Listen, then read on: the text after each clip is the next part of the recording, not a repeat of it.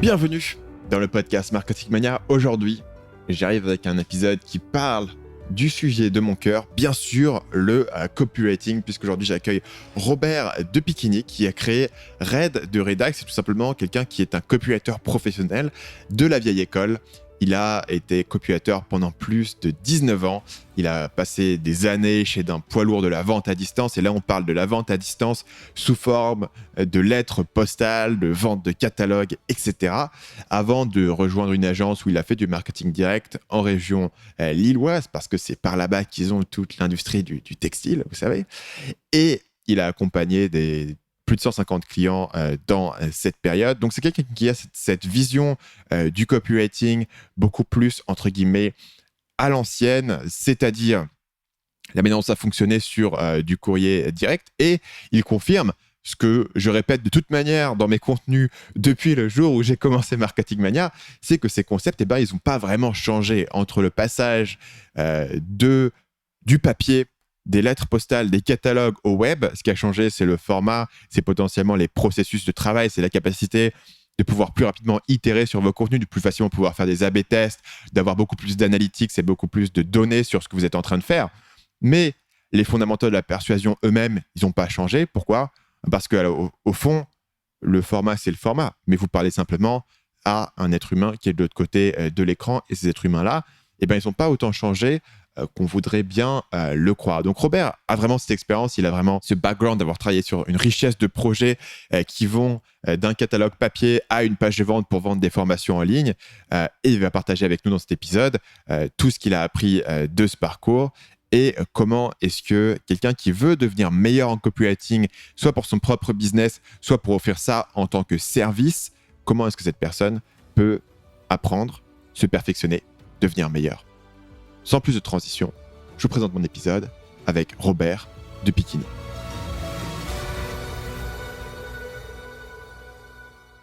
Un truc qui est marrant quand tu t'intéresses au marketing web et tu bosses dans le marketing web, c'est que tous les jours, tu te balades un petit peu sur Internet et tu es exposé du coup à des exemples de gens qui font le même métier que toi. Et du coup, tu le vois avec un angle totalement différent des autres. C'est-à-dire, je vois souvent les gens se plaindre des pubs sur YouTube, par exemple, que ça les saoule, les pubs sur YouTube. Et à chaque fois, moi, je vois une pub sur YouTube, je me dis « Ah, tiens, ils vont faire quoi ? Qu'est-ce qu'ils vont raconter ? Ça va quoi être leur angle ?» Parce que c'est un truc qui m'intéresse récemment, toute la pub sur YouTube. Je suis que de voir, à ton avis, toi, comme t'es copywriter, c'est quoi ton avis général ou ta réaction générale sur le niveau de ce que tu vois en termes de copywriting en général dans ta vie quotidienne ?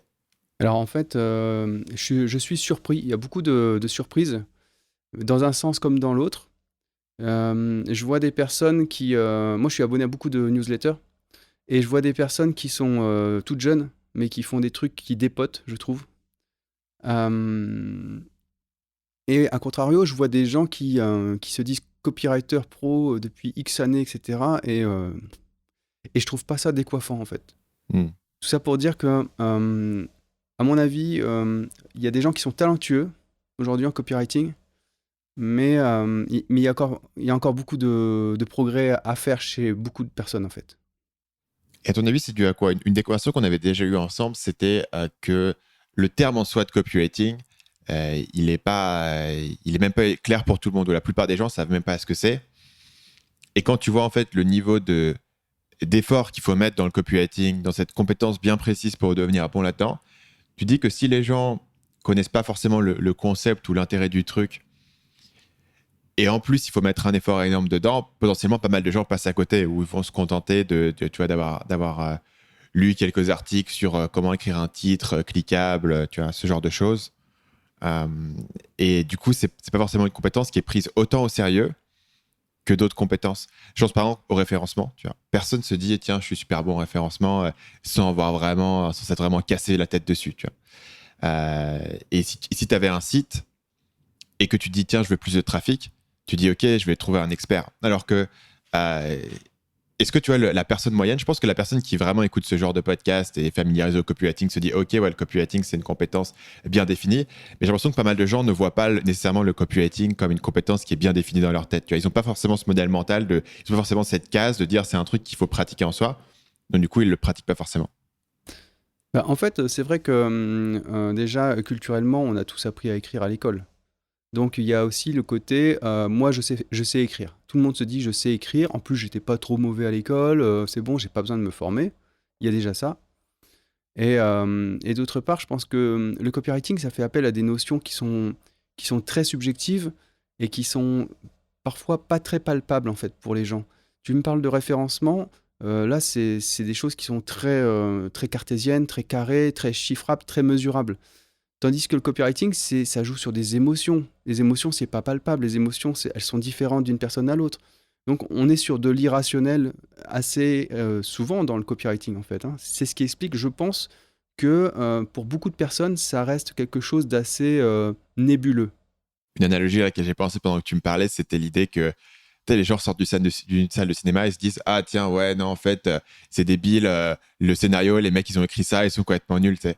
Et en fait c'est des scénaristes professionnels qui ont gagné 5 millions pour le script et il y a probablement une bonne raison pour laquelle le film est comme ça tu vois. Enfin, probablement si t'as jamais de ta vie lu un script de cinéma sur le papier ou si t'as jamais compris comment fonctionnait une production, c'est facile en fait dans ta tête de dire ouais ils sont débiles, pourquoi ils font ça, ça marche pas, leur script il fonctionne pas. Mais en réalité il y a des bonnes raisons, notamment c'est un peu le truc typique de l'esprit un peu geek, un peu rationnel qui va regarder ça et qui va en fait chercher tous les trous logiques dans un script.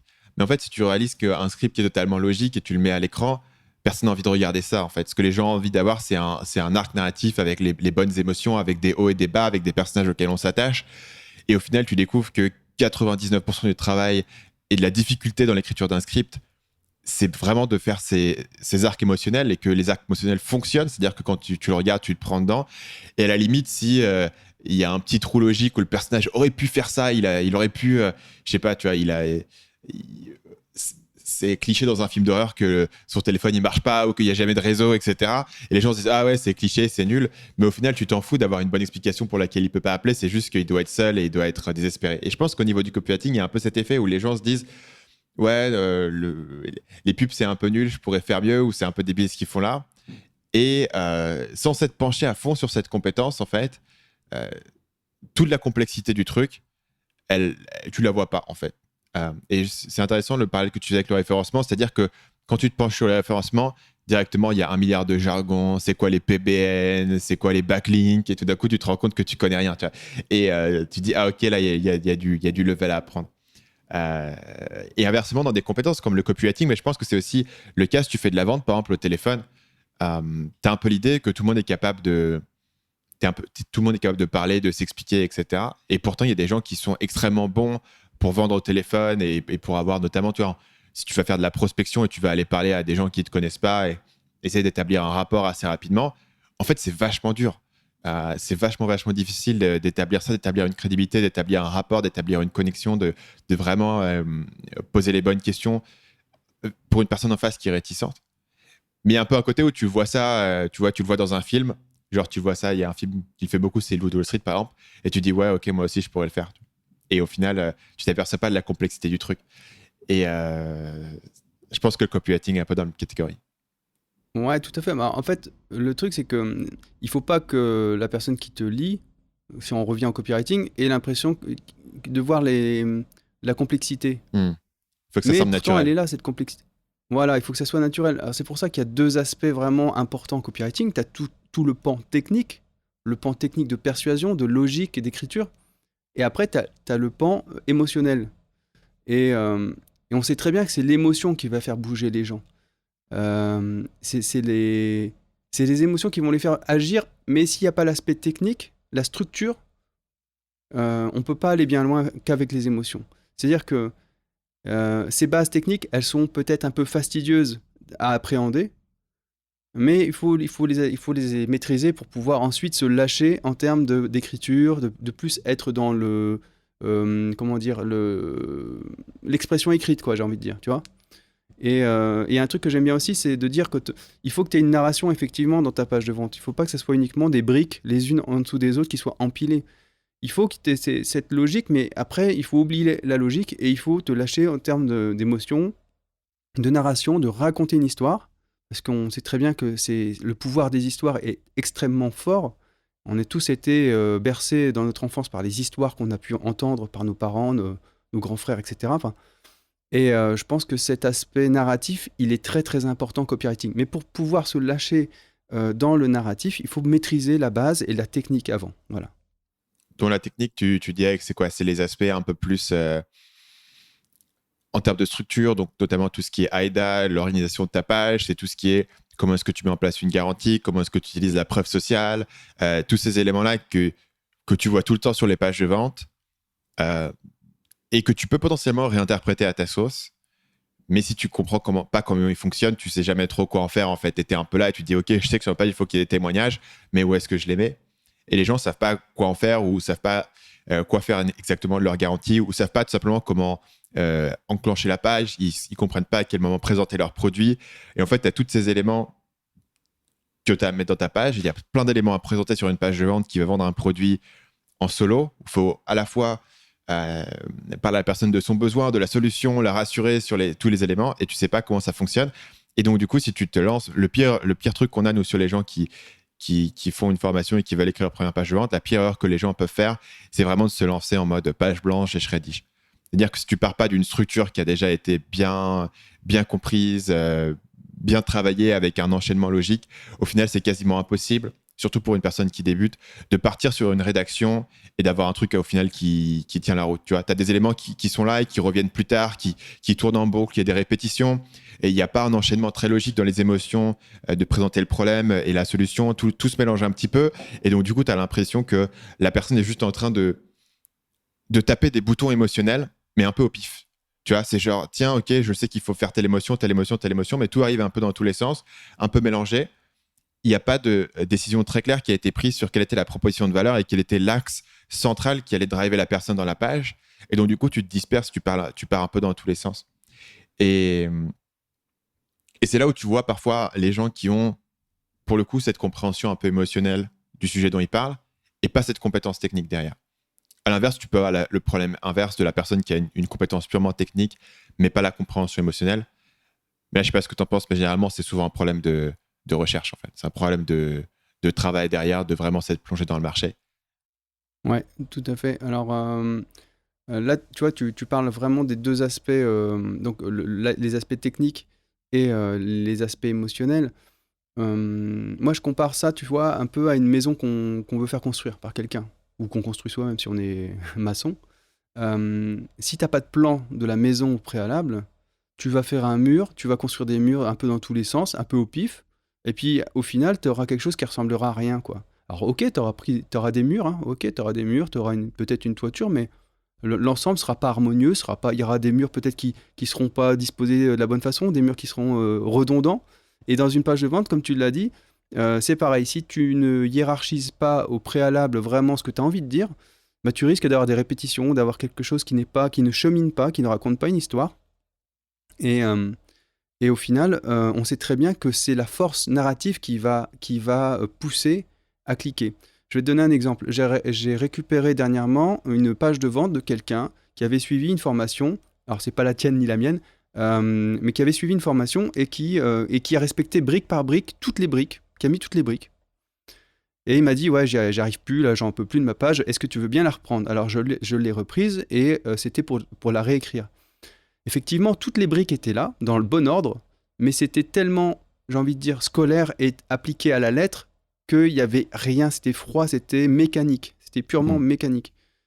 Ce que j'ai fait, c'est que j'ai enlevé les redondances, j'ai allégé ça, j'ai fait quelque chose qui était beaucoup plus fluide.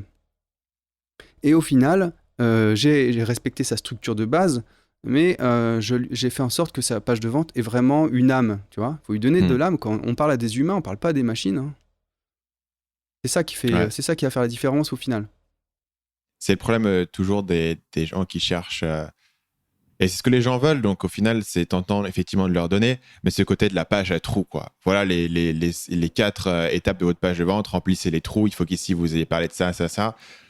Et au final, si ça colle pas exactement à ton produit, ça passe un petit peu à côté. Et si toi-même, tu maîtrises pas les codes qu'il y a derrière et de pourquoi est-ce qu'on met tel élément à tel endroit, tu sauras pas exactement et tu seras toujours un petit peu à côté. Il y a ce côté un petit peu... pour en revenir à l'exemple du film, parce que je pense que c'est assez intéressant, il y a des films où tu vois vraiment la recette et les ficelles sont trop évidentes.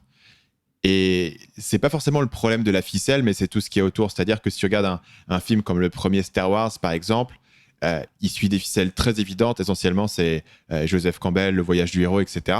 Mais parce que tout ce qui est construit autour, ça fonctionne, et ben tu t'y prends. Mais par contre, tu pourrais prendre la même structure et dire, OK, on va faire la même structure que Star Wars, mais il n'y a pas d'âme dans tes personnages, il n'y a pas d'âme dans ton univers, il n'y a pas le même design, il n'y a pas la même musique, etc. Et tout d'un coup, ça ne fonctionne pas. Et tu as les ficelles qui sont beaucoup trop évidentes, en fait. Et tu réalises que, pareil, si tu comprends pas pourquoi est-ce que tel élément est là, tu veux pas forcément le réutiliser, même si tu copies un truc. Parfois, j'avais des gens qui reprenaient mes pages de vente et qui les copiaient presque mot à mot, mais en remplaçant dans un autre domaine. Donc, j'avais un mec qui l'avait fait dans la photographie.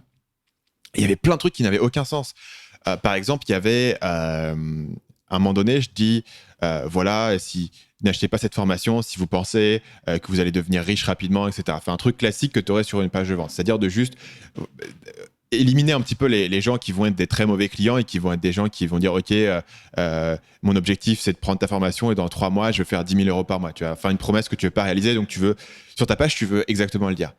Le problème, c'est que dans la photographie, tu n'as pas vraiment ce problème. Donc, le mec a mis sur sa page de vente, n'achetez pas cette formation si vous voulez devenir un excellent photographe en seulement 3 mois. Le truc, c'est que les gens qui achètent une formation sur la photographie, tu vois, ils n'ont pas ce truc de... Enfin, c'est pas la même problématique. Et là, ce que tu voudrais dire, c'est n'achetez pas la formation si vous n'avez pas vraiment la passion de la photo. Ou, je ne sais pas exactement quel serait l'équivalent dans ce domaine, mais c'est pas ça. C'est pas ça en tout cas. Et c'est vrai que si tu es sur une niche make money et qu'après tu veux transposer à quelque chose qui est du loisir, comme la photo, les arguments, comment dire, les ressorts internes sont pas les mêmes, quoi. Tu veux pas agir sur les mêmes choses. Donc, si la personne ici veut vraiment analyser ce que je fais, en fait, là, ce que je fais, c'est j'essaye d'exclure certaines personnes pour 2 raisons. D'abord, parce que ces personnes, je les veux pas en client, parce que forcément, c'est pas une promesse que je peux faire et ça va plus m'embêter qu'autre chose d'avoir des gens qui ont imaginé que j'allais les rendre riches en 3 mois. Et inversement, pour les gens qui vont se dire tiens, moi, c'est pas moi et moi, je suis vraiment prêt à bosser, ça renforce la promesse de la page quand ils voient que j'exclus des gens qui sont pas eux. C'est un peu la même idée que dire voilà, ce service, il est uniquement réservé aux entreprises qui font au moins 1 million par an de chiffre d'affaires. Du coup, si tu es une entreprise qui fait 1 million par an, tu dis ah voilà, une personne sérieuse qui travaille que avec des gros et qui comprend comment je travaille. Et donc, le fait d'exclure certaines personnes, ça va te permettre d'inclure. Donc, dans ce cas-là, ce que tu veux réfléchir, c'est qu'est-ce qu'une personne qui est sérieuse en photographie sent qu'elle est et qu'est-ce que tu peux exclure qui n'est pas cette personne. Et à la fois, de t'éviter d'avoir des clients qui sont pénibles. Donc, par exemple, un client qui... Tu veux par exemple éliminer dans ta formation sur la photo un client qui est totalement obsédé par le matériel. N'achetez pas cette formation si vous pensez que la seule chose qui compte, c'est d'avoir le meilleur appareil photo au monde. Et donc, du coup, si tu as un peu sélectionné tes clients pour avoir des gens qui ont un peu cet amour de la composition du truc, tout d'un coup, ça devient intéressant. Mais je pense qu'effectivement, il faut aller un cran plus loin dans la compréhension au niveau de ces concepts. Et beaucoup de gens qui vont notamment s'inspirer, si tu n'as pas ces concepts, au final, c'est très compliqué de t'inspirer de manière plus profonde que simplement recopier la structure et recopier la surface et les arguments il suffit pas de beaucoup, même dans un même marché, il suffit pas de beaucoup de transposition au niveau de l'avatar client, au niveau de la proposition de valeur, pour qu'en fait la structure ne marche plus vraiment par rapport à ce que tu l'as transposé. Mais ça, on le retrouve souvent, enfin, on l'entend souvent en tout cas. Copywriting, il y a 80% du travail qui provient de la recherche et du ciblage de ton avatar client. Parce que tu peux maîtriser, tu peux être un très bon technicien du copywriting. Si tu ne prends pas la peine de travailler en amont ton ciblage et à qui tu t'adresses, un travail de recherche profond, tu vas taper systématiquement à côté, quoi. Tu vas pas toucher la bonne personne. Et ça, c'est un travail qui est super, super important en copywriting. C'est la recherche sur l'avatar client. Vraiment, c'est la base, c'est le démarrage. Et ensuite, dans un second temps, oui, les aspects techniques qu'on vient d'évoquer, bien sûr. Mais s'il n'y a pas ce travail en amont, voilà, ça ne sert pas à grand-chose, hein, ce qui va se passer derrière. Tu mets le doigt aussi, du coup, sur un truc qui est invisible. Parce que sur une page de vente qui fonctionne, l'avatar client, il n'est pas forcément explicité. Le document qui est derrière, il n'est pas là. Le sondage, tu ne le vois pas. Mais c'est les ingrédients qui ont permis d'informer ce qui se retrouve au final sur la page. Ouais, tout à fait. On parle là de tous ces éléments techniques, de comment devenir un technicien du copywriting. Une chose qui est différente avec toi de pas mal de gens que j'ai eu sur le podcast, c'est que toi, tu as appris ça d'une manière différente. Donc, tu as fait des études d'abord là-dessus. Tu as travaillé au départ dans des domaines qui n'étaient pas nécessairement le web. Est-ce que tu peux parler un petit peu de toi, comment est-ce que ces recettes-là, ces concepts-là, tu les as appréhendés pour la première fois? Ouais, alors moi, en fait, j'ai un parcours où donc effectivement, j'ai fait des études de communication. Donc je me suis spécialisé, j'ai fait 1 an de spécialisation en conception-rédaction, donc qui est le terme français pour copywriter, concepteur-rédacteur. Et j'ai fait 1 an de spécialisation. Donc, et après, j'ai travaillé donc, pendant 15 ans en tout dans le domaine du marketing direct. Donc j'ai fait 3 ans chez l'annonceur et 12 ans en agence de marketing direct. Et moi, la façon dont j'ai appris vraiment le métier, c'est sur le terrain. J'étais au contact direct avec donc mon patron qui était concepteur-rédacteur lui-même quand j'étais en agence de marketing. Et lui, donc, il m'a appris vraiment les techniques de promotion des ventes, puisqu'on parle de vente, puisque le copywriting appliqué au marketing direct, c'est vraiment le but, c'est de vendre. Donc, ce qui est bien avec le marketing direct, c'est que tout est testable. Tout est testable et tout est testé. On peut tester le même envoi. Donc, moi, je travaillais beaucoup sur le print. Donc, les envois papier, les mailings papier qu'on reçoit dans les boîtes aux lettres, ou qu'on recevait en tout cas. Et souvent, ce qui se passait, c'est qu'on testait un élément, un flyer, par exemple, qui changeait dans l'envoi. Tu avais la lettre qui était la même, le document cadeau, la loterie, et tu avais un document qui changeait, qui était le flyer, par exemple, les frais de port à 0 €. Et comme ça, tu peux tout chiffrer. Et ce qui est bien, c'est que tu peux mesurer directement ce qui marche et ce qui ne marche pas.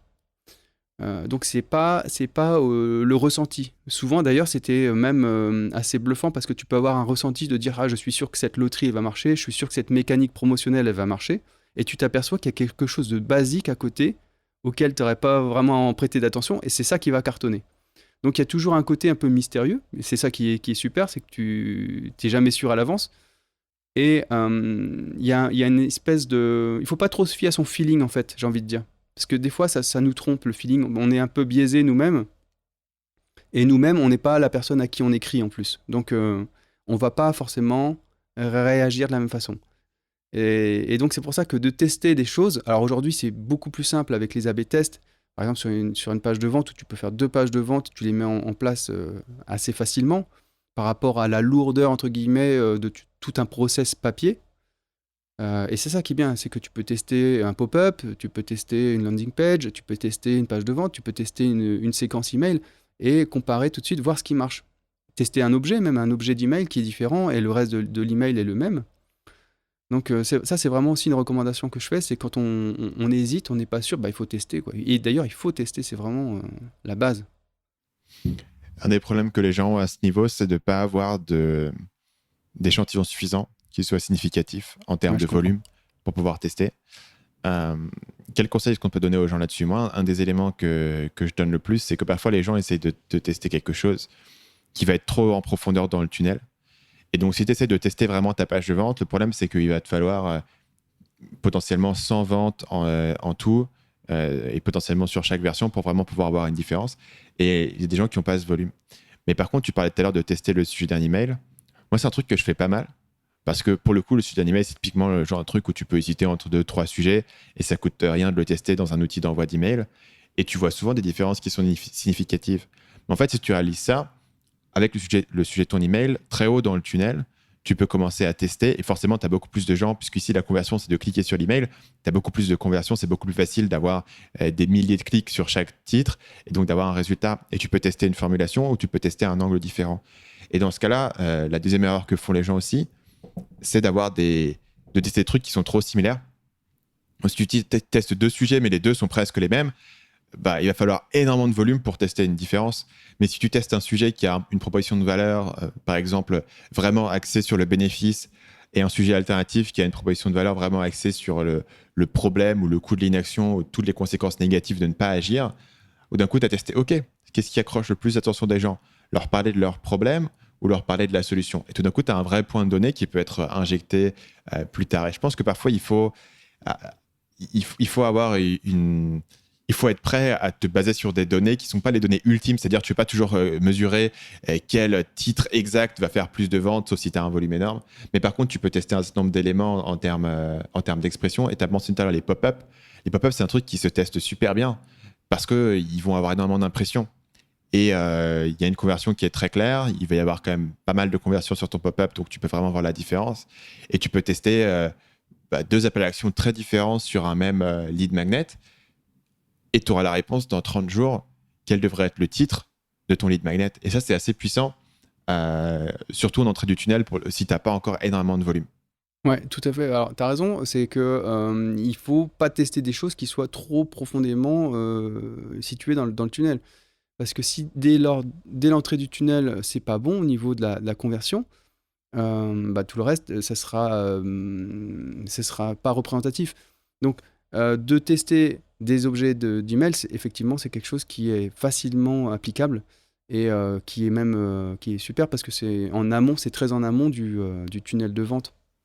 Un truc qui, moi, me fait très envie, qui n'est pas encore sorti, mais qui a été annoncé, c'est qu'apparemment, YouTube va permettre de split-tester les titres et les miniatures de vidéo. Et ça va être énorme, parce que les impressions que tu as sur une miniature de vidéo et sur un titre, c'est colossal, et là, tu pourras tester plein de trucs. Et en fait, moi, j'ai déjà, d'une certaine manière, une expérience de ce type-là. En fait, j'ai une deuxième chaîne, qui est la chaîne Podcast Marketing Mania, sur laquelle je poste d'ailleurs des extraits de ce podcast, et on poste un extrait par jour, en fait, avec un titre différent. Et c'est un truc qui a un intérêt en termes de stratégie, de contenu qui est là. Et c'est aussi un truc qui est un laboratoire de quels sont les sujets que les gens ont envie de voir. Puisque comme on poste un extrait par jour, on n'est pas trop sélectif sur les sujets. Donc, dès qu'on trouve un truc intéressant, on le poste. Donc, dès qu'il y a une partie intéressante dans le podcast, on va le poster sur la chaîne. Mais du coup, on peut revenir et voir les extraits qui ont fait 2 ou 3 fois plus de vues que les autres et se dire, OK, là, il y a peut-être du contenu qui est intéressant. Et est-ce que c'est une expérience, tu vois, ultra rigoureuse, de scientifique, de dire qu'est-ce qui intéresse les gens? Non, parce que forcément, on va potentiellement appliquer cet insight sur un canal différent de celui sur lequel on l'a récolté à l'origine. Mais je pense que ça suffit pour, en tout cas, mettre à l'épreuve ou récolter de la donnée supplémentaire sur ce qui intéresse les gens. C'est une des raisons pour laquelle je conseille souvent aux gens de commencer à faire leur contenu avant d'essayer de créer une formation, par exemple, ou un produit. C'est que ça va vraiment te dire ce sur quoi les gens cliquent et c'est pas forcément ce à quoi tu penses. Ouais, c'est souvent surprenant même. J'ai envie de dire, des fois, toi, tu es persuadé que les gens auraient plutôt cliqué sur un genre de contenu et au final, tu t'aperçois que c'est pas le cas, quoi. Donc, et c'est tout l'intérêt aussi de co-construire des choses avec les gens, puisque moi, j'aime bien cette approche de lean marketing où tu construis, tu coécris par exemple une formation ou un contenu en fonction de ce que tu récoltes des attentes des personnes. Et ça permet aussi de ne pas te planter quand tu livres, au final, quand tu as travaillé 6 mois en collaboration étroite avec des personnes qui sont vraiment ton avatar. Au final, tu es sûr d'avoir un produit, d'avoir quelque chose qui va répondre à leurs attentes, quoi. Est-ce que tu connais un peu le syndrome de l'entrepreneur qui est dans sa tour d'ivoire, qui va s'isoler pendant 6 mois, qui va sortir quelque chose dont il est convaincu que ça va marcher parce qu'il y croit. Ouais, mais lui, il y croit, mais peut-être qu'en face, ça répond pas à un vrai besoin, quoi. Et si tu n'as pas identifié le vrai besoin et que tu n'y réponds pas, tu tapes à côté et ta formation ou ton produit ne marchera pas. On a parlé tout à l'heure, du coup, de ces histoires de comprendre la partie technique du copywriting. Je suis curieux de savoir quelles étaient. Quand toi, tu parles d'avoir travaillé sur le terrain, donc du coup, tu bossais dans du print, donc dans du catalogue, pour recevoir des commandes. J'imagine que les gens renvoient un bon de commande avec un chèque. Donc, c'est un milieu qui est différent. Je suis curieux de savoir comment est-ce que ça fonctionnait en interne en termes de vocabulaire. Quels étaient les termes qui étaient utilisés? Est-ce que c'est similaire à ceux qu'on entend aujourd'hui sur le web? Comment est-ce que les techniques s'articulaient? Est-ce que c'était les mêmes techniques? Est-ce qu'il y avait une manière de faire différente?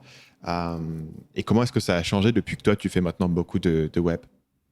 Alors, en fait, je vais être très clair. La technique, la mise en application a changé avec le web, mais les techniques de fond restent les mêmes.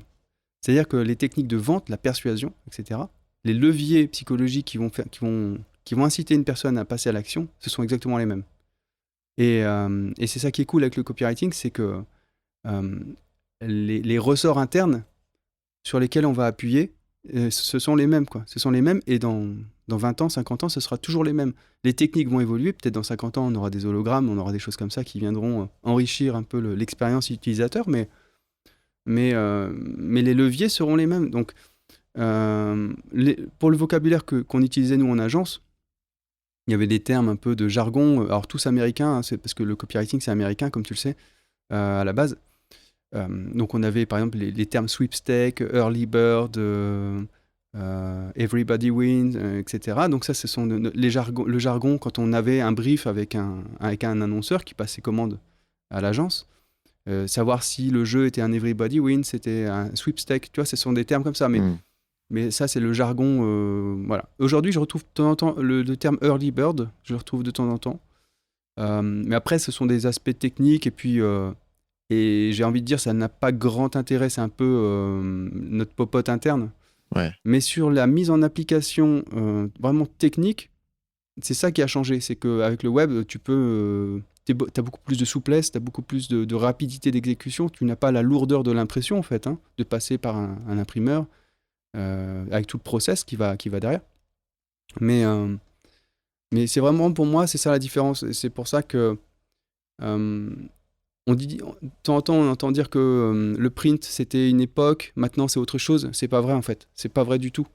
Le print était une mise en application différente, mais la psychologie de vente reste et restera la même. Donc, c'est quoi les éléments qui ont changé pour toi concrètement? Donc, ton parcours, c'est tu as bossé en tant que copywriter, tu as commencé en quelle année? Moi, j'ai commencé en 2000. Et donc, tu as fait à peu près 15 ans dans ce dont tu as parlé, c'est-à-dire tu as commencé chez l'annonceur, donc le client final qui envoie ses mailings. Après, tu es passé en agence. Et il y a environ 4 ans, du coup, tu es passé sur le web. Ouais, c'est ça. Alors, on avait un tout petit peu de web quand j'étais en agence. Ça démarrait. On avait 5% à peu près de web. C'était vraiment anecdotique. Des landing pages essentiellement. Et ensuite, moi, j'ai repris un cursus, j'ai repris un master il y a 5 ans maintenant. Et quand j'ai validé mon master en marketing et commerce électronique, je me suis dit, je vais me lancer cette fois à mon compte et je vais voir un peu du côté digital de la chose, quoi. Voilà. Et donc, du coup, qu'est-ce qui a changé dans ta pratique? Tu disais que tu n'avais plus cette lourdeur de l'impression, forcément, qui ajoute un délai supplémentaire. Qu'est-ce qui a changé pour toi? Ou est-ce que c'était essentiellement le même boulot? Tu étais sur un document Word et ça revient au même? Alors aujourd'hui, moi, clairement, je travaille toujours sur Word. C'est mon outil premier par rapport à mon métier de copywriter. Après, la mise en pratique, je fais appel à des graphistes. De temps en temps, si je veux faire des choses moi-même, je peux, mais je préfère me consacrer vraiment à ma spécialité. J'ai bien sûr des notions graphiques, puisque j'ai fait des études de communication d'une part, et d'autre part, j'ai travaillé quand même pendant 15 ans en étroite collaboration avec des graphistes. À chaque fois, tu sais, tu as le team copywriter et DA, directeur artistique. En agence, ça marche comme ça. Donc, le tandem copywriter-DA fait que moi, je sais ce qu'il faut faire, les bonnes pratiques en mise en page. Maintenant, je ne suis pas du tout un graphiste et je n'ai aucune prétention d'être un graphiste. Je sais ce que c'est. Je sais que c'est un vrai métier. Donc, quand j'ai quelque chose un peu pointu à faire, je fais appel à un graphiste. Mais du coup, ton quotidien n'a pas tant changé que ça dans la manière dont tu pratiques le métier. Il y a le côté où tu es passé indépendant. J'imagine que ça change un petit peu la donne en termes des conversations de vente et de la prospection, etc., qui doivent peut-être s'ajouter. Mais sinon, ça n'a pas tant changé que ça pour toi entre écrire un catalogue et écrire une page de vente. Alors, donc, tu as quelqu'un derrière qui t'aide à implémenter. Ouais, non, clairement, ce sont les mêmes... Si je me mets à écrire parce que comme tu l'as dit, la vie d'un entrepreneur, c'est pas la vie d'un salarié en copywriting. Il y a tout l'aspect prospection, vente, etc. Mais quand je me réserve des plages de haut rendement, où je dois vraiment là me concentrer sur une page de vente, ça ressemble très fortement à ce que je faisais en agence, où j'avais dans mon planning, j'étais consacré sur des documents pendant 4 jours où je faisais que ça. Donc, quand tu fais que ça pendant 4 jours, ça veut dire quoi? Ça veut dire que pendant vraiment 4 jours, tu n'as aucun rendez-vous, aucun truc, et tu écris pendant combien d'heures par jour? C'était des journées de 8 heures. Sur 8 heures, ouais, ça devait être, je vais dire, 5 heures d'écriture. 5 heures d'écriture par jour, ouais, en agence. Et après, tu avais tout ce qui était brainstorming. réunion de créa où là, bah, tu échanges, là, tu partages avec les autres collaborateurs, quoi. Et aujourd'hui, tu as toujours cet aspect brainstorming, collaboration sur tes pages? Non, et ça, c'est quelque chose qui me manque vraiment, parce que je trouve que quand on se lance à son compte, quand on crée une société, on peut souffrir du syndrome de l'isolement. Et ça, moi, c'est quelque chose aujourd'hui c'est vrai qui me manque. Clairement, ça me manque. Bon, là, il y avait deux personnes qui m'avaient rejoint dans la société en contrat pro et qui ont fini maintenant leur mission. Donc, c'est vrai que de pouvoir s'entourer de personnes, ça te challenge. Toi-même, tu t'aperçois qu'en échangeant, il y a des choses qui vont sortir de ta bouche. Tu vas te dire, mais non, c'est une grosse connerie en fait. Mais si tu l'as pas dite, tu vas pas t'apercevoir que c'est une connerie. Donc, c'est bien de pouvoir échanger avec d'autres personnes. Voilà, donc ça, c'est quelque chose c'est un gros changement par rapport à la vie d'agence. Et donc, quand tu te cales une session d'écriture comme ça, comment est-ce que est-ce que tu te donnes un quota en termes de rendement? Comment est-ce que tu mesures ça ou comment est-ce que tu réfléchis à la quantification de la productivité? Alors après, c'est propre à chacun. Moi, je sais que je peux avoir des runs, on va dire, de 1 heure et demie où je fais que ça en mode machine, quoi, tu vois. Mm. Mais ça, c'est vraiment c'est propre à chacun, j'ai envie de dire. Après, il y en a qui vont pouvoir écrire plus longtemps, d'autres moins, peut-être. Moi, j'aime bien faire des runs de 1 heure et demie et après faire un petit break de 5-10 minutes, reprendre. Parce qu'après, moi, c'est ma façon de fonctionner. J'estime qu'après, je suis plus opérationnel. Si je continue comme ça, enfin, 1 heure et demie, 2 heures, etc., là, voilà, enfin, clairement, il y a une baisse dans l'efficacité. Et donc, sur un run d'une heure et demie, tu estimes que tu peux caler combien de mots, par exemple? Alors là, j'ai du mal à te répondre. C'est pas comme Alors ça moi, que tu mesures? Alors moi, non, je mesure pas comme ça. En fait, alors peut-être que je devrais d'ailleurs. Mais alors moi, je travaille beaucoup en dictant, en fait. Hein. Je marche beaucoup en dictant. Alors au début, c'était un peu difficile parce que on a l'habitude d'écrire. Et donc, quand tu écris, tu es plus lent pour taper que pour parler. Et ça veut dire que tu as le temps d'organiser ta pensée pendant que tu écris. Tandis que quand tu dictes, il faut que tu penses beaucoup plus vite. Et donc, ça t'oblige à un exercice. Donc ça, c'est un petit truc à prendre. Mais en tout cas, moi, je trouve que de dicter aujourd'hui, alors après, je reprends forcément tout ce que j'ai dicté, je le reprends, je le réorganise, etc. Mais ça te permet d'avoir un premier jet qui est assez limpide et assez pur. C'est vraiment la pensée première que tu as. Donc ça, c'est quelque chose que je fais beaucoup. Quand je veux travailler pendant 1 heure et demie en mode vraiment ça va dépoter, c'est que je prends mon casque et je dicte et après je reprends et je réorganise.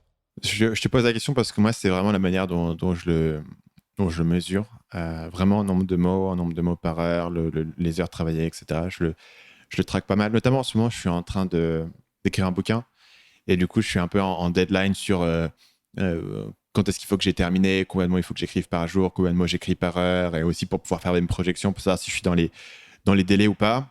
Mais c'est quelque chose que je fais aussi sur mes vidéos, notamment parce que en fait, j'ai en tête maintenant un baromètre assez clair de combien de mots par heure dans une vidéo. Donc, ouais, je sais quand j'écris une vidéo, ok, là, j'ai écrit une vidéo de temps et je sais après combien je vais être. Donc, je me cale beaucoup sur la durée par mot, mais je réalise aussi que ça vient pas mal des vidéos. Parce que le nombre de mots va vraiment se corréler à une durée dans la vidéo. Et donc, je sais quand ça commence à être trop long. Je sais, tu vois, que si mon introduction, elle fait 500 mots, c'est un peu trop long parce que ça va faire 2 minutes. Donc, je me cale un petit peu comme ça. Et j'ai développé cette obsession sur le nombre de mots. Enfin, je mesure tout et j'ai un document Google Sheet où je mesure tout ça.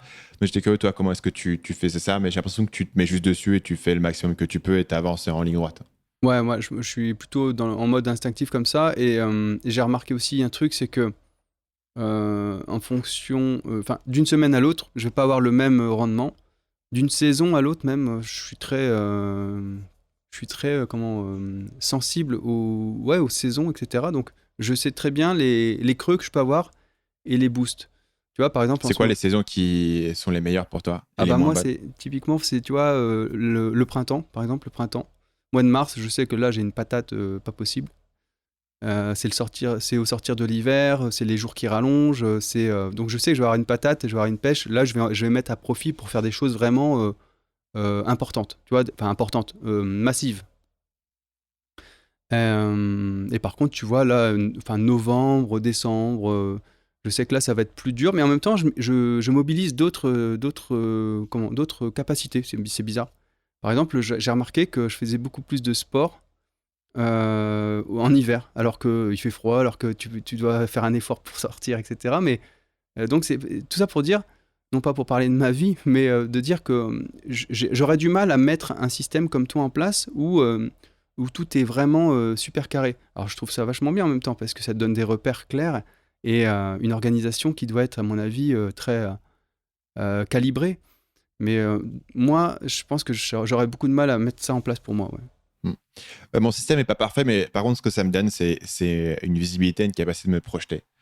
Donc, je peux savoir combien de temps ça me prend. Je sais exactement combien de temps ça prend d'écrire une vidéo. Je sais exactement quand est-ce que je peux dire à mon éditeur que j'aurai le livre qui sera fait. Voilà. Et c'est pas parfait, mais globalement, en fait, le fait de le quantifier, de le suivre, ça veut pas dire que, tu vois, le fait d'avoir ce tableur va pas faire que tu vas forcément avoir le nombre de mots que tu as prévu. Tu vois, il y a pas un effet de prédiction dans ce sens-là où c'est parce que tu as fixé un objectif que tu vas forcément l'atteindre. Mais en revanche, ça marche dans l'autre sens. C'est-à-dire qu'à force de tous les jours de voir, OK, aujourd'hui, comment je me suis senti, combien de temps j'ai écrit concrètement, combien de mots j'ai fait, tu développes une vision très réaliste de ce que tu es capable de faire, en combien de temps, sur quelle durée, tu vois. Et par exemple, à mon avis, la plupart des gens ont une vision surréaliste de leur propre capacité. C'est-à-dire que tout projet prend toujours plus de temps que prévu. C'est un peu un truc de base, et notamment en écriture, etc. Et un truc que j'ai remarqué, c'est que les jours dont je me souvenais le plus, c'est les jours où j'avais vraiment tout cartonné. Tu vois, j'avais écrit comme un fou pendant 6 heures, j'avais été super focus, j'avais la bonne musique, le bon café, le bon truc, et j'avais cartonné. Et c'est un peu les jours qui me revenaient. Mais en fait, ce genre de jour, je peux pas compter dessus parce que ça arrive une fois toutes les 3 semaines, tu vois. Et donc, en fait, il faut vraiment que je comprenne quelle est ma journée moyenne réalistiquement, quoi. Et forcément, quand je regarde le truc moyen, je me dis, ouais, c'est pas non plus si bien que ça. Mais au final, voilà, le truc moyen, il est moyen, quoi. Et je pense que c'est important de développer une vraie compréhension de tes capacités, notamment pour ne pas moi, je suis toujours en danger de me surengager sur trop de projets. Et là, j'ai un truc très clair de dire forcément, ce projet-là, il est tentant. Mais mathématiquement, par rapport à la moyenne, c'est impossible. Donc, soit je pars du principe que je vais devenir Superman pendant un mois et écrire 3 fois plus que prévu, soit j'ai pas le temps, j'ai pas le temps de le faire. Et ça devient impossible. Donc, je pense que c'est ça principalement que ça m'apporte. Tu vois, ça m'apporte pas forcément une régularité, mais en tout cas, ça m'apporte une capacité vraiment à pouvoir dire voilà ce qui est réaliste. Et j'ai une base factuelle pour le faire. Par exemple, pour la première moitié de mon livre, j'ai été en retard monstrueux parce que j'avais calé l'écriture que je pensais faire sur le livre sur ce que j'étais capable de faire sur des vidéos. Mais j'ai réalisé que sur le livre, j'avançais moins vite. Pour différentes raisons, il y avait plus de recherche, il y avait plus de structure. C'est un plus gros projet, donc ça prend plus d'espace mental de te caler dessus. Mais du coup, sur la deuxième moitié de l'écriture, je me suis calé sur ce que j'avais fait. Et du coup, je savais exactement qu'est-ce que je pouvais faire de manière réaliste parce que j'avais déjà tout essayé pour faire le maximum pendant 6 semaines et j'avais mesuré ce que ça faisait. Donc là, ça, c'est le truc qui est assez cool dans ce système. Mais alors, du coup, là, je te rejoins complètement. Il y a quelque chose qui est très important, c'est de dire, OK, peut-être que ma journée moyenne, elle n'est pas aussi bien que ce que j'aimerais, mais l'important, ça va être de répéter cette journée moyenne le plus souvent possible, et tout le temps, quoi, en fait, d'être régulier. Moi, j'ai un peu ce côté-là, c'est-à-dire que je vais pas avoir de haut et de bas très prononcés. Par contre, je sais que mais il y aura pas de baisse. Il y aura pas de baisse, il y aura pas non plus des pics, tu vois, ce sera pas les montagnes russes. Ouais. Parce que je me connais, parce que je sais comment je fonctionne. T'as toujours été comme par ça exemple... Ah ouais, toujours, ouais. J'ai toujours été comme ça. Après, je sais que moi, mes plages de haut rendement, je vais les mettre clairement le matin. Donc c'est pour ça que mes matinées sont réservées vraiment à la production pure. Donc, tu as des heures particulières à laquelle tu vas être à ton bureau, tu as un calendrier, comment est-ce que tu t'organises là-dessus? Ou est-ce que tu as des routines autour de l'écriture pour être sûr que tu vas être productif? Alors moi, comme je te le dis, c'est que mes routines d'écriture, ça va vraiment être, si je dois écrire une page de vente, je vais vraiment caler les moments le matin. Le matin et l'après-midi, ça va être les rendez-vous, ça va être d'autres choses qui me demandent moins d'énergie, tu vois, moins de concentration. Donc ça, c'est vraiment une routine que moi, j'ai. C'est vraiment les plages de haut rendement, de les caler toutes le matin. Et il y a ce bouquin assez marrant qui s'appelle Daily Ritual, je ne sais pas si tu en as entendu parler, qui est un bouquin qui compile toutes les routines de créativité des artistes et tu découvres qu'il y a pas mal d'artistes connus, où souvent c'est des romanciers, etc., avec des espèces de rituels super précis de comment est-ce que les choses devaient être pour pouvoir écrire et travailler. Toi, tu as pas vraiment ça, tu t'assois devant ton bureau, tu pars et c'est bon et tu es productif directement. Ouais, alors si après je coupe mon portable, je mets mon ordi en ne pas déranger, etc. Mais j'ai pas vraiment de rituel après mystique. Un truc que moi j'ai fait, notamment quand j'ai commencé, c'était de mettre les choses en plein écran. Donc sur PC, c'est la touche F11, va mettre un document en plein écran. Et à l'époque, j'avais même un espèce de logiciel de traitement de texte qui s'appelle Q10, Q10. Et en fait, ça ressemble un peu à une machine à écrire. Donc l'écran est tout noir. C'est un peu comme Matrix, l'écran est tout noir avec des écritures. Tu peux les customiser, mais en gros, c'est jaune. Et tu n'as aucune mise en forme dessus. C'est juste du texte. Donc ça te donne un fichier .txt. Et donc tu passes pas du temps à la mise en forme. Parce que moi, c'est un truc que j'avais tendance à faire. Tu vois, genre, si tu fais une faute de frappe et qu'il y a le petit zigouigoui rouge, je suis incapable de continuer avant de l'avoir corrigé. Et puis les mises en forme, tu vois, les titres, etc. J'avais tendance à jouer un petit peu avec ça, avec l'orthographe. Et donc là, du coup, c'est juste un truc, tu écris des mots, c'est dans un document texte, et puis après, tu pourras le mettre autre part pour faire les corrections et la mise en forme. Je faisais ça. Et justement, ce truc-là pouvait se mettre en plein écran. Et du coup, pendant très longtemps, j'écrivais en plein écran. Et puis après, j'avais arrêté de le faire parce que je me sentais pas vraiment distrait quand j'écrivais. Et là, récemment, je me suis remis à le faire. Quand j'écris sur le livre, je mets en fait mon document, donc maintenant c'est un Google Doc en plein écran. Et en fait, ça fait que, parce que j'ai toujours des recherches à faire, tu vois, des informations à trouver ou des trucs que j'ai besoin de citer ou des liens que j'ai besoin de mettre. Mais j'ai un deuxième écran sur lequel je fais ça, mais j'ai toujours sur mon grand écran le script qui est toujours là. Et en fait, comme il y a toujours le script qui est là en gigantesque juste devant moi et que je fais mes recherches sur un petit écran à côté, je peux pas me laisser prendre dans un... Parce que quand tu fais des recherches sur un truc, tu peux facilement te prendre dans un truc, tu cliques sur Wikipédia, tu cherches quelque chose, tu peux passer 10-15 minutes à chercher des trucs. Donc la solution pour moi, c'est soit d'avoir fait toutes tes recherches en avance, ce qui serait idéal, mais souvent j'y arrive pas parce que j'ai de nouvelles idées pendant que j'écris. Ou alors du coup j'ai remis ce truc en plein écran. Et en fait ce qui se passe, c'est que si tu es en plein écran sur ton document et tu fais CTRL-T pour ouvrir un nouvel onglet, en fait l'onglet va s'ouvrir, mais tu pourras rien faire puisque la barre où tu t'es censé taper l'adresse, elle est pas là. Et j'ai aussi un plugin sur Chrome qui remplace ce nouvel onglet par une espèce d'image de paysage. Le plugin s'appelle Momentum. Et du coup, ça, tu vois, c'est un petit truc, mais sur le livre, où j'avais tendance à avoir besoin de faire plein de recherches supplémentaires, ça m'a pas mal aidé. Donc ça, l'astuce pour les gens, ça serait le document en plein écran. Je pense globalement que plus tu as d'expérience, moins tu as besoin de ces petites roulettes de productivité. Une autre roulette que les gens utilisent beaucoup, c'est soit bloquer leur Internet, soit bloquer certains sites. Et là, j'avais un logiciel aussi que j'utilisais à l'époque, mais je ne l'utilise plus, qui s'appelle Cold Turkey. Et là, pour le coup, c'est vraiment hardcore parce qu'il faut vraiment bloquer l'ensemble de ton Internet, l'ensemble de ton ordinateur. Et en tout cas, j'ai jamais trouvé comment le contourner. Mais j'imagine que toi, ça fait tellement longtemps que tu écris que c'est des trucs dont tu n'as plus vraiment besoin. J'imagine que tu as vraiment développé cette habitude-là.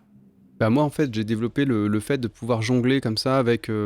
si j'ai une information à aller chercher, je sais que je vais aller la chercher, je reviens sur mon texte et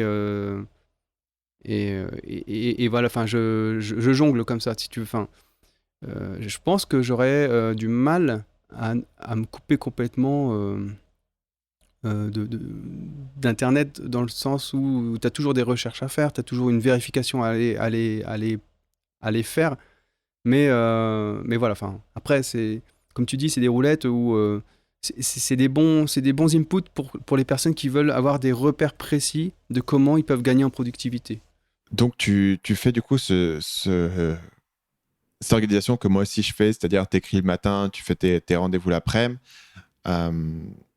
Comment est-ce que tu gères tout cet aspect prospection, rendez-vous? Est-ce que c'est un truc où tu te dis les rendez-vous, la prospection, ça passera toujours après l'écriture parce que l'écriture, c'est le truc le plus important dans le business? Ou est-ce que le plus important dans ton business, c'est aussi de prospecter, de faire rentrer des clients, parce que si tu fais pas rentrer de clients, bah, t'as rien à écrire.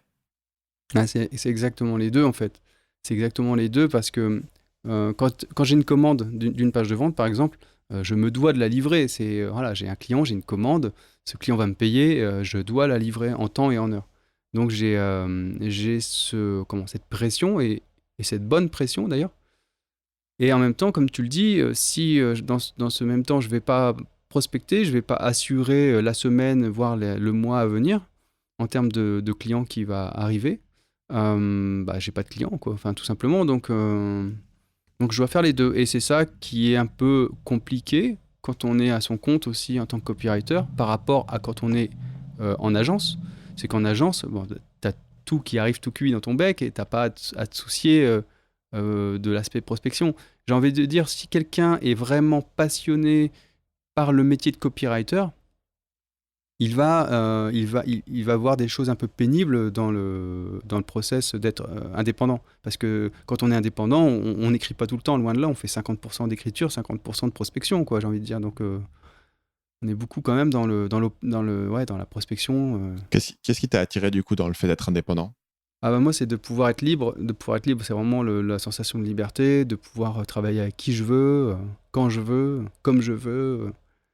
De pas dépendre d'un patron, d'une structure un peu rigide, de collègues parfois un peu chiants.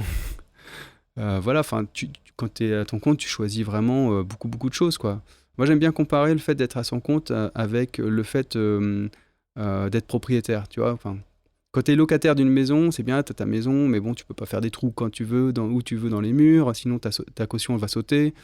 Alors que, bon, en même temps, c'est sécurisant parce que si tu as ta toiture qui pète, c'est le propriétaire qui vient la remplacer.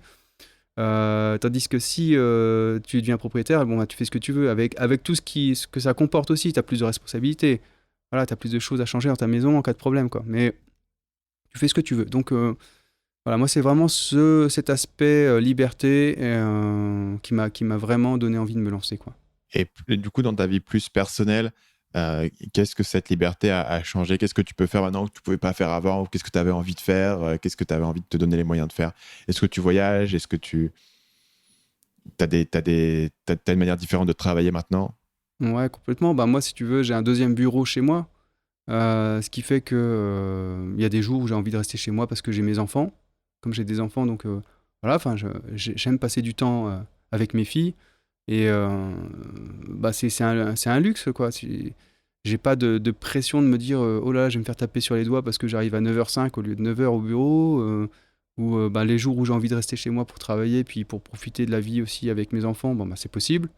De voyager, ouais, comme tu dis, voyager, puisque là, je suis parti, j'ai fait un mini break d'une semaine le mois dernier, je repars 3 semaines là bientôt, et je sais que pour autant, mes clients, ça va être complètement transparent, parce que, alors, il y a des clients avec qui je me suis arrangé pour dire, bah voilà, là, je suis pas dispo, et il y a d'autres clients qui ont une formule abonnement chez moi, et pour lesquels je veux pas les laisser 3 semaines sans rien, quoi. Donc, je vais m'arranger pour travailler un minimum. Parce que ça, c'est le piège aussi quand on est à son compte, c'est de partir en vacances ou en week-end et de constamment être sur son ordinateur, à checker ses mails, à répondre, etc. Et pour moi, c'est pas ça, être libre. Ça, c'est tout sauf être libre.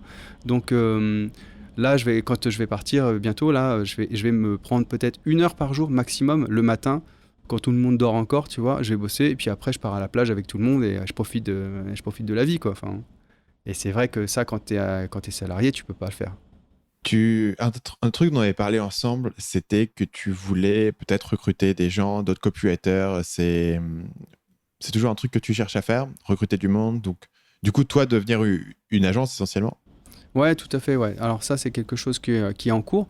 Donc j'ai un recrutement qui est prévu en septembre, parce que là, je voulais laisser passer les vacances d'été, la période de l'été qui est toujours un peu particulière à gérer. Et donc, en ce moment, je fais appel à des freelances. Je fais appel à des freelances. Et donc, en septembre, il y aura un poste à pourvoir en copywriting sur la région lilloise, du coup. Parce que au départ, je pensais faire en télétravail. Mais comme aujourd'hui, moi, je suis tout seul, je préfère que le premier, voilà, mon premier collaborateur soit avec moi pour avoir quand même une structure qui soit physique et qui ait quelque chose de... comment dire qui ait une vie d'entreprise, entre guillemets, tu vois, qui est dur à gérer, je pense, quand tu le fais à distance. Ouais, c'est ce que j'ai fait aussi. En tout cas, moi, dans les premiers mois, je pense que c'est utile d'avoir les gens sur place pour te synchroniser un petit peu sur les manières de communiquer, et avoir une immersion un petit peu au démarrage.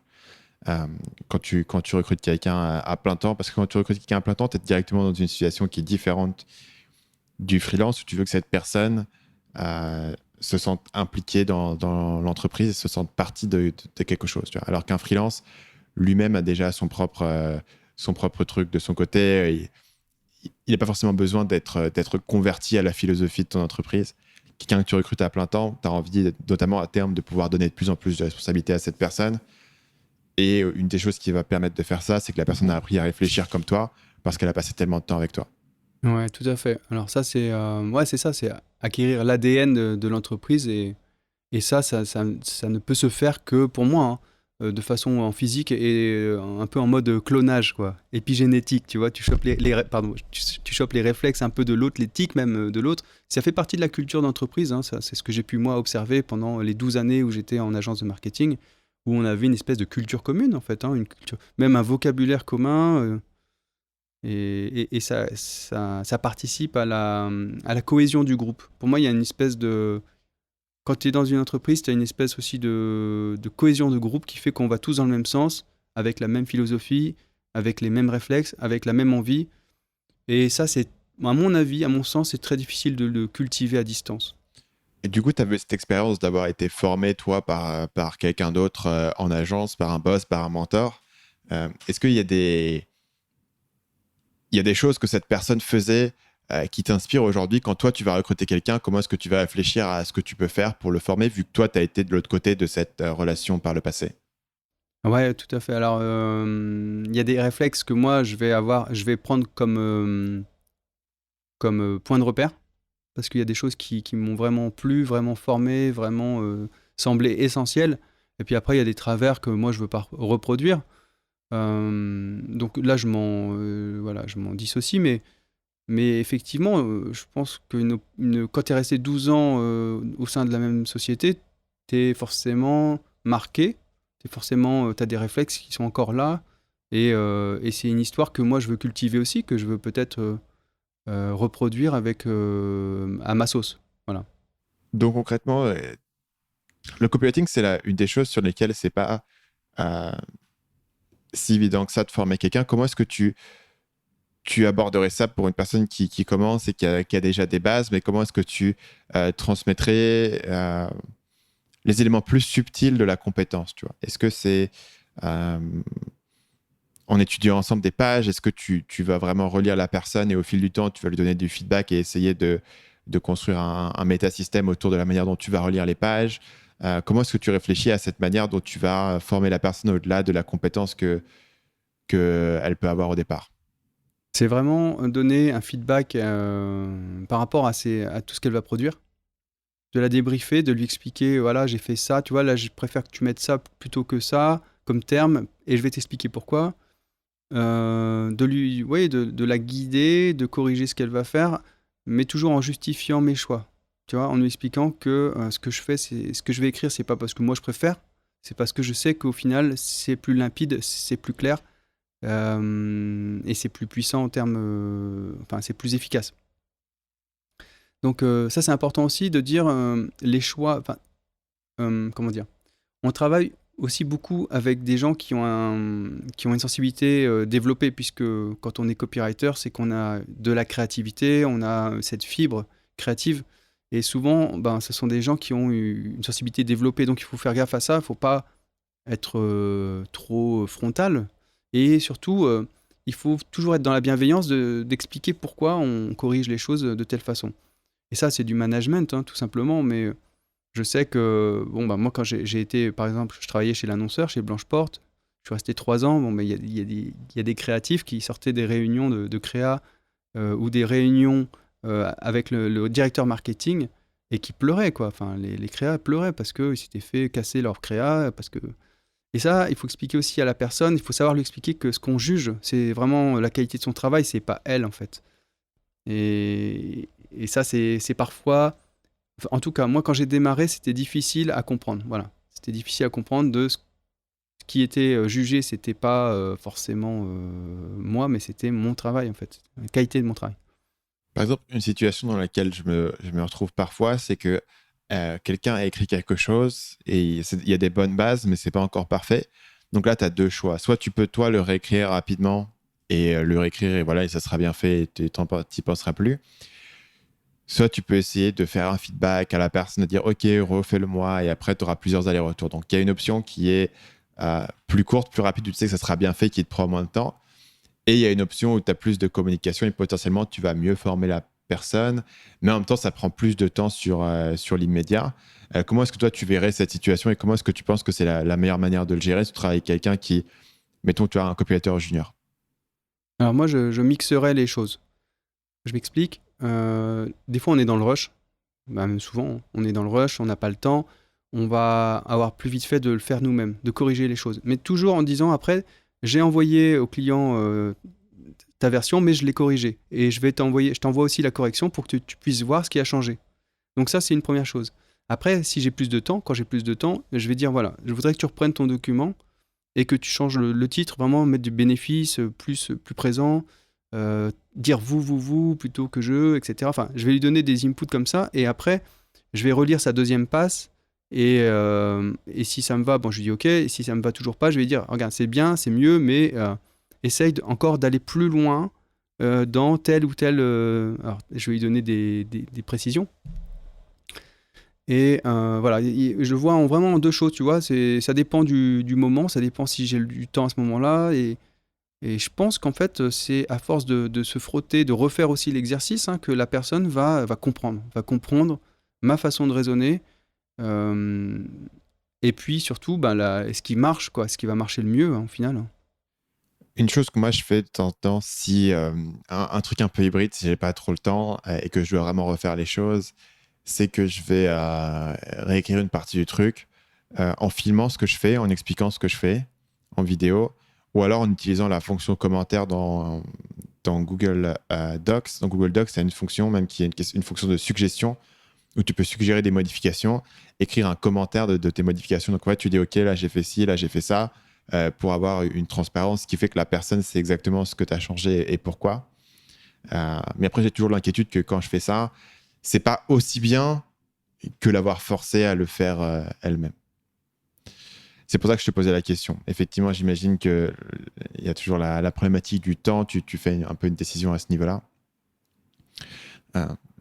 D'un truc dont je voulais discuter avec toi rapidement, c'est le marché et la demande de copywriters indépendants. Donc, on a parlé au départ de l'épisode que le copywriting, c'est une compétence qui est quand même assez rare. Une chose que j'ai remarqué, c'est que la plupart des gens qui sont costauds en copywriting ont tendance à être déjà pas mal demandés ou sur pas mal de projets où ils ont leur propre projet, etc. Donc, il n'y a pas non plus une offre qui est énorme.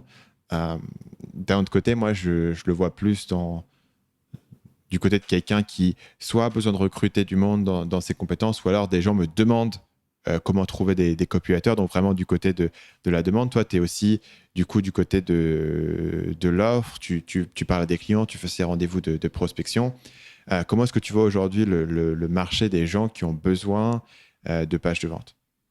Tu vois, quel est le niveau de demande, quel est le type de clients qui sont là, et comment est-ce que quelqu'un qui pourrait s'intéresser à ce domaine pourrait réfléchir à rentrer là-dedans? Alors, les personnes qui ont des besoins en page de vente, il faut savoir que le terme page de vente peut être interprété vraiment de différentes façons. Il y a des gens qui vont se dire une page de vente, c'est simplement une brève présentation, c'est un argumentaire produit. Et puis il y en a qui savent vraiment ce que c'est une page de vente pointue, une page de vente vraiment conséquente, et qui, eux, vont plus valoriser le travail que ça demande. Alors moi, aujourd'hui, je travaille pas avec des gens qui ont pas la connaissance pointue d'une page de vente, de ce que c'est une page de vente, puisqu'ils vont s'attendre à quelque chose vraiment qui va pas être dans mes prix. Donc quelqu'un qui voudrait démarrer, se faire les dents, se tester, voir un peu ce que ça peut donner, ce qu'il peut donner lui en copywriting, il peut très bien aller cibler des entrepreneurs qui ont besoin d'une page de vente, mais en mode plutôt argumentaire de vente sur une landing page ou quelque chose d'assez simple, déjà dans un premier temps pour voir, pour se faire les dents. Et puis après, si cette personne, si ce copywriter se sent bien, se sent performant, il peut aller justement essayer d'aller faire une vraie page de vente. Ça demande quand même, tu le sais bien, beaucoup de souffle rédactionnel, ça demande beaucoup d'énergie de créer une page de vente, et c'est pas donné à tout le monde. Moi, j'identifie rapidement les gens qui ont ce souffle rédactionnel, cette endurance. Et ça, c'est une caractéristique qu'il faut vraiment posséder pour pouvoir se lancer dans une page de vente qui fait 7000 mots, voire plus.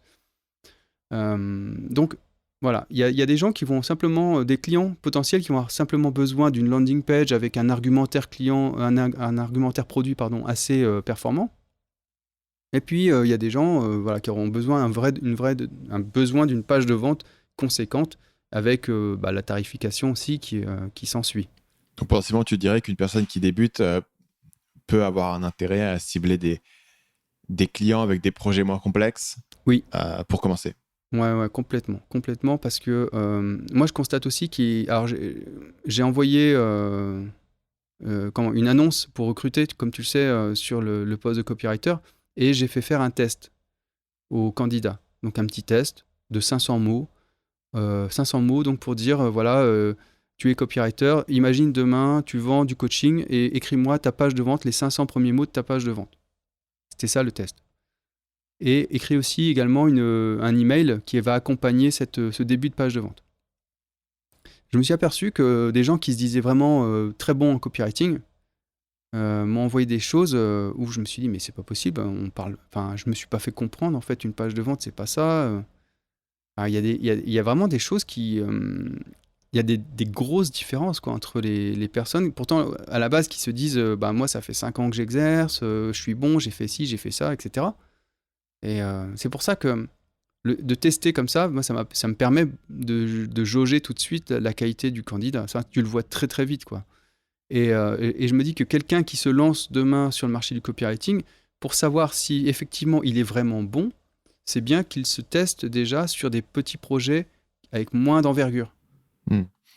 Et dans ce cas-là, comment est-ce que tu réfléchirais à ce type de client? Parce que plus tu vas aller sur de la formation, sur ce genre de choses, plus les pages vont avoir tendance à être complexes. Quel serait pour toi typiquement le type de client qui pourrait qui pourrait être intéressé par ce type de projet? Alors, tu vois, là, ce qui me vient en tête, c'est par exemple les e-commerçants. Les e-commerçants, ils vont avoir beaucoup de pages différentes sur leur site, mais des pages à faible densité. Un produit, par exemple, si je parle d'un e-commerçant qui vend plusieurs produits, il va avoir une page par produit, mais c'est pas une page de vente par produit, tu vois, c'est un argumentaire plutôt. C'est plutôt un argumentaire pour tel produit, un autre argumentaire pour tel produit. Et le fait d'aller taper à la porte de ces gens, déjà, c'est des gens qui ont beaucoup de demandes, qui ont beaucoup de besoins en copywriting, puisqu'ils ont des gros sites e-commerce et qu'ils ont besoin de récurrence en plus. D'un mois sur l'autre, ils ont besoin de copywriting souvent.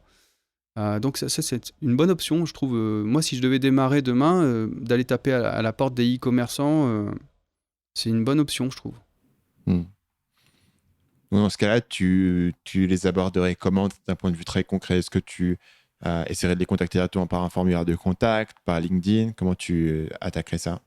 Alors moi, LinkedIn, je trouve que c'est un très très bon canal pour du B2B, puisque je l'utilise tous les jours et c'est vrai que j'ai beaucoup de bons résultats avec LinkedIn.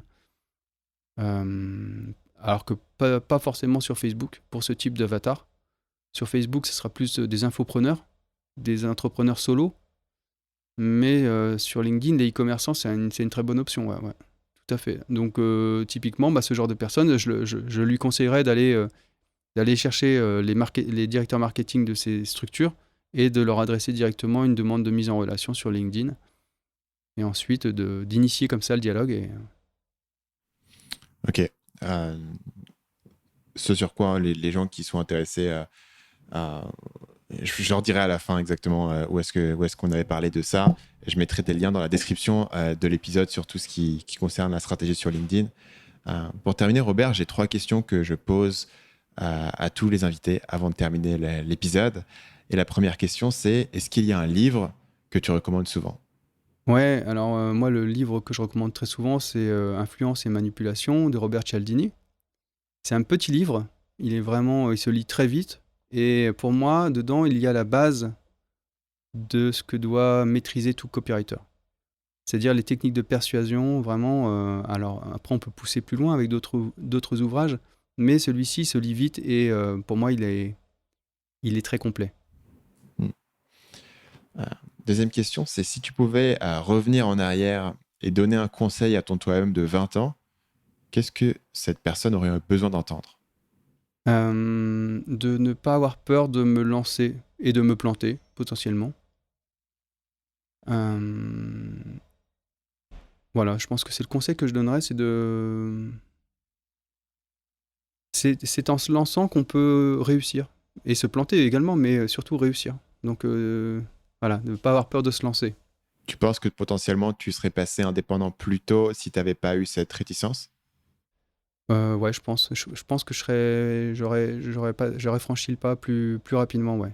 Et qu'est-ce qui a changé au moment où tu as décidé de le franchir? Est-ce que c'est juste l'expérience, la confiance en toi qui a augmenté avec le temps ou est-ce qu'il y avait un autre élément déclencheur pour toi?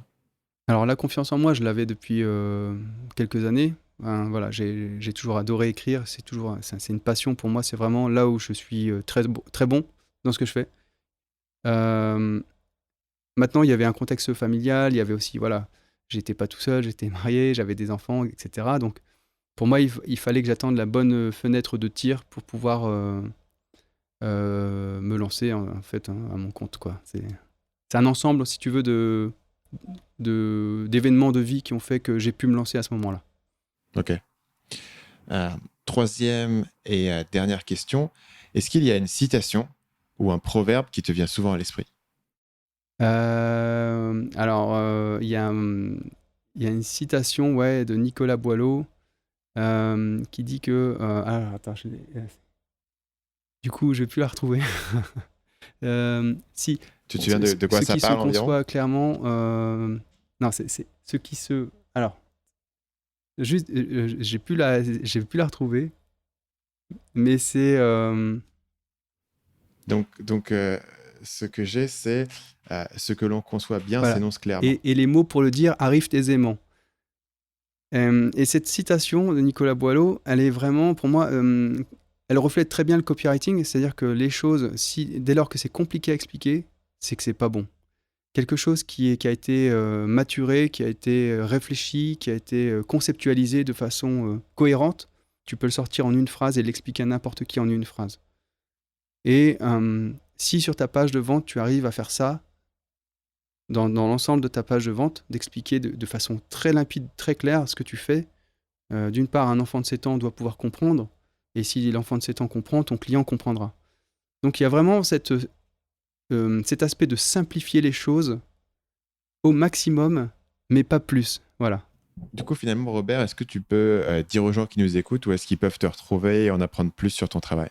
Alors, moi, j'ai donc sur le site redderedac.com, donc red, R-E-D, le chiffre 2, redac, R-E-D-A-C.com.